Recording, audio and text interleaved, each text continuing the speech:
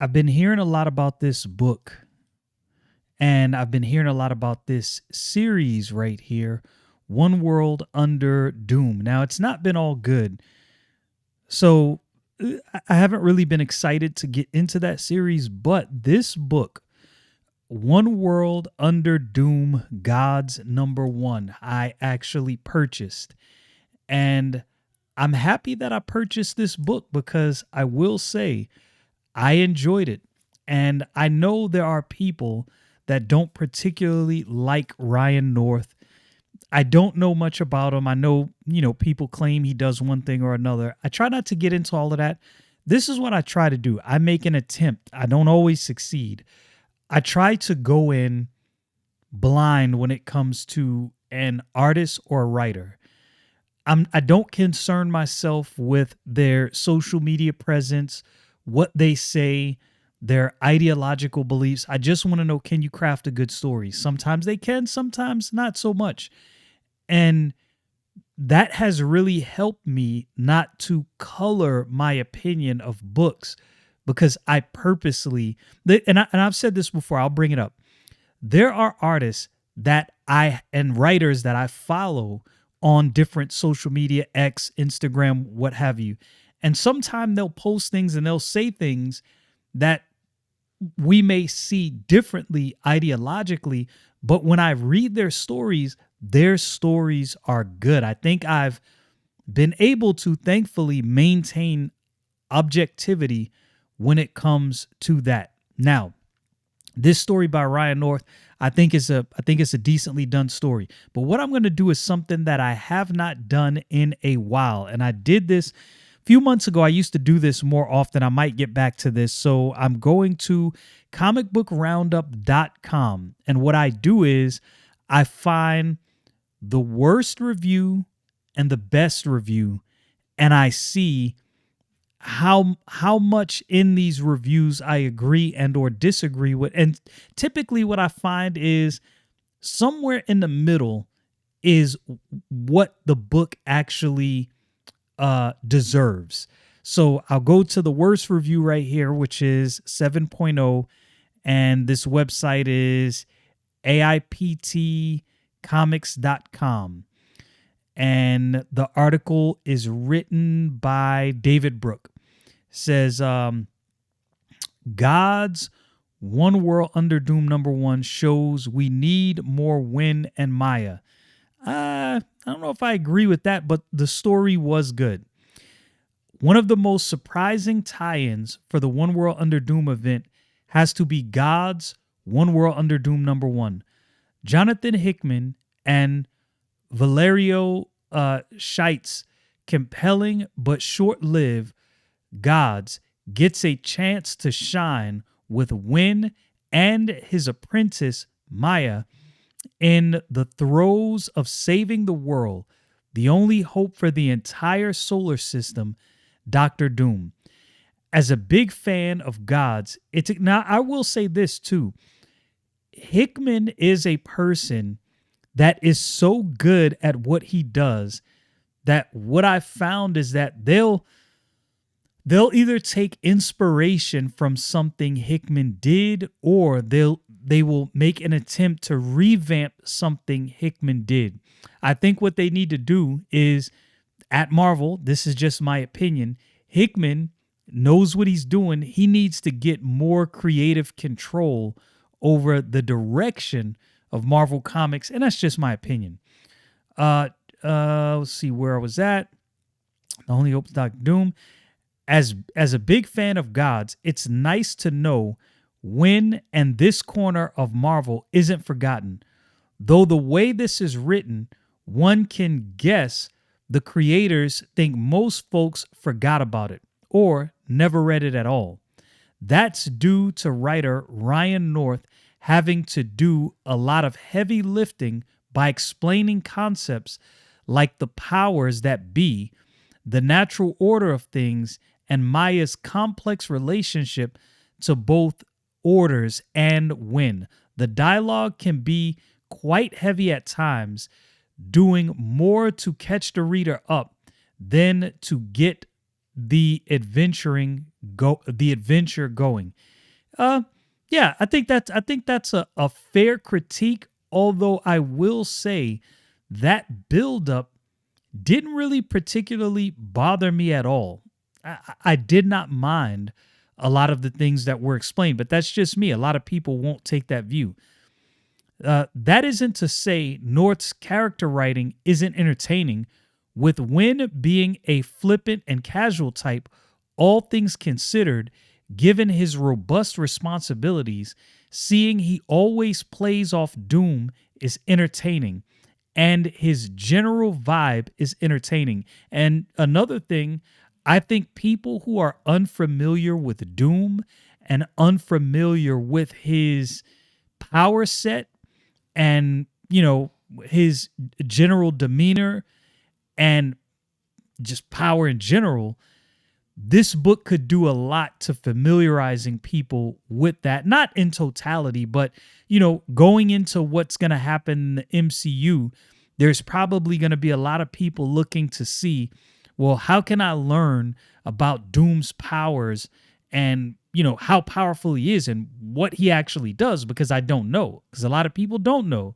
They might be fans of Doom, but I think people are fans of Doom because the dude has an awesome look as a villain. And I think that's always attracted fans, but I think there are many people that don't actually know much about Doom. This book could actually give you a good ground for understanding a little bit more about Doom. Again, it's not going to tell you everything, but I think it gives you a fair amount. More importantly, North develops Wynn and Maya's relationship by showing what a good teacher can be like in the form of Dr. Doom. By using Doom in this way, we get real progress for Maya and Wynn, as well as a nice reminder that Doom isn't pure evil. He's a villain, sure, but game respects game. Once the adventure does get going, the science and stakes are well established. It takes about 9 pages to get the characters into danger, which feels like a long time. Their mission takes them to the center of the sun, and while the explanation for why and the danger they're in is interesting, it doesn't help that there's so much explanation in all the scenes leading up to actually getting to the sun. Again, not necessarily something I personally had a problem with, and I didn't think it was overbearing. Artist Francesco Mortarino and color artist Raul Agulo keep things interesting enough, with characters acting well, if not great, in most parts. And the art and the direction of the art was definitely good. It did not pull me away from what was going on at all.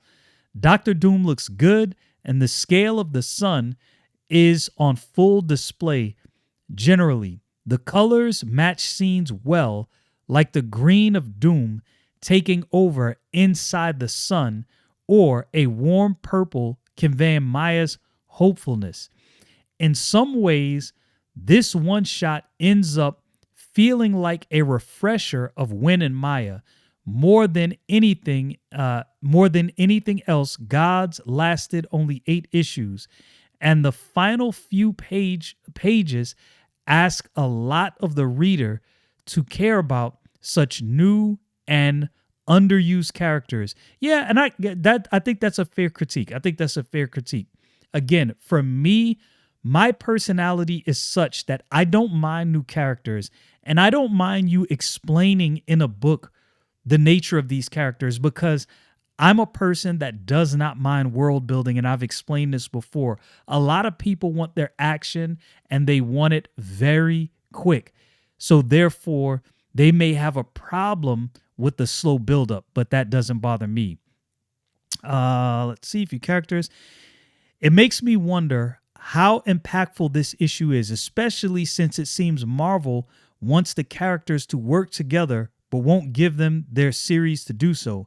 God's One World Under Doom #1 is thoughtful and the character-driven one-shot that rekindles interest in Wynn and Maya, but is but its exposition heavy approach and limited narrative payoff may frustrate anyone hoping for more than just a refresher and on forgotten cosmic players. Uh, Fair critiques. He gave it a 7 and he said it was good. Fair critiques. I will say some of the critiques he had did not necessarily bother me, although I believe they're fair and I understand. And I think these are problems that many people have. One thing I really like one shots. I am a fan of one shots because I don't think everything needs to be a series. You can have one shot books that just give you a dope story and leave it at that. I think there was an era where that happened a lot. That has gone by the wayside, unfortunately. Okay, so here is the best review of this book, and it is a 9.2. Let's see if we agree that this book was that good. Creative team: Ryan North, writer and Francesco Motorino, artist Raul Agulo, color artist, VC Travis Layam, letterer, Valerio Skiddy, and Federico Blee, cover artists. The story and writing: Maya DeMaria has plenty of problems that most people have. One being that she hates her job. Her boss doesn't like her, doesn't even try to remember her name. The job doesn't pay enough, despite Maya putting so many hours in. The worst part is that she isn't even able to quit the job. Oh yeah, that was one thing in the book, because she is an apprentice, so you're bound. You can't just go. Like, you're here, you're stuck. All of these factors are not out of the ordinary for a normal person's job, but the job is no normal job. Maya is a chained apprentice to her boss, Win, who is the avatar of the powers that be, a magic god.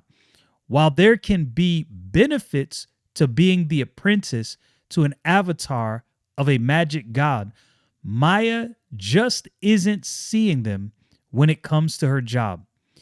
Let me see. I want to get down to the art and the final thoughts, because they probably go into a lot in this article, and I just really wanted to get to that. The creative team illustrated a comic that's downright magical when discussing the artwork. Francesco Motorino, who serves as the artist, paid an excellent amount of attention to the details of each panel, from the magical symbols created by Doom to the gorgeous magical powers of the characters. Motorino showcases their talents on every page. Joining Motorino is Raul Angulo, the colorist, the color artist, and Travis Layam, the letterer of God's One World Under Doom #1, both of which brought the same level of heat to the comic, where I think their combined talents shine the brightest was that the magical team heads to the sun's core, to repair the sigils, the pharaoh consciousness of the hellfire demons, along with the vibrant fiery panels, was nothing short of a work of art. Yeah, I will say I enjoy the art. I don't know if I would give it such praise that was given here, but it was definitely quality art. Final thoughts. As the One World Under Doom event continues, we're gifted with even more compelling side stories that drips in quality. God's One World Under Doom #1 is no exception to that. Ryan North was the exact right person to write this story. Overall grade 9.2 out of 10. Between this review, between the 9.2 and the 7, I will say, complaints and all, which I don't actually have those complaints. I think the 7 is actually the right score for this book. It wasn't it wasn't something that like blew my socks off, but it was a quality comic book that I was not mad that I bought. I read this book and at no point did I think to myself, "Oh, I wasted my money on this." So I think a 7 is a good score. And now like I said, I think the complaints in that 7 wasn't necessarily all warranted, but the score was warranted, if that makes sense. This is a solid book. I wish I could say that reading books like this is kind of an indication that books will be more solid. I don't know, but I do want the comic book genre to succeed and to flourish. And I think this is a good book and a book that if people read, if you are a comic book reader, there's some things in the book that you might go, I don't care for, but I think this is a solid read that any comic book reader could enjoy.